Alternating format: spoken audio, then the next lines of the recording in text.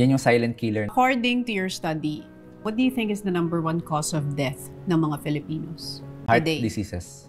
Heart attack. Yan yung silent killer. Hindi kasi siyang walang ipakitang warning signs. Biglaan na lang.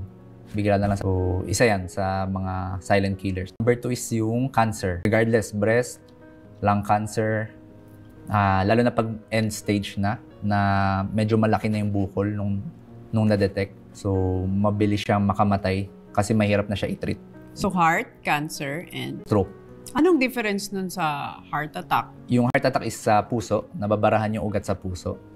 So, tumitigil yung pagtibok ng puso. Stroke, pwedeng nabarahan din yung ugat sa brain or pumutok yung ugat sa brain. So, yan ang difference. Kasi pag inisip ng heart attack and stroke, Parang inisip nalilito yun. So, magkaiba yun. Magkaiba. Heart attack is mainly sa heart and stroke is... Sa brain. May sign ba na ma-stroke na or magkaka-heart attack na ang isang tao? Mahalaga yung FAST, yung mnemonic na FAST. F-A-S-T. O, ano ibig sabihin nun? Is facial asymmetry.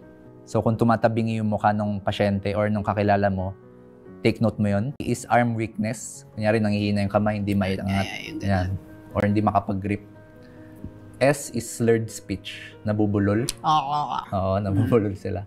So T, pag na-notice mo yung FAS, T is time to go to the hospital or time to call for an emergency kasi baka stroke na yun, yung FAS.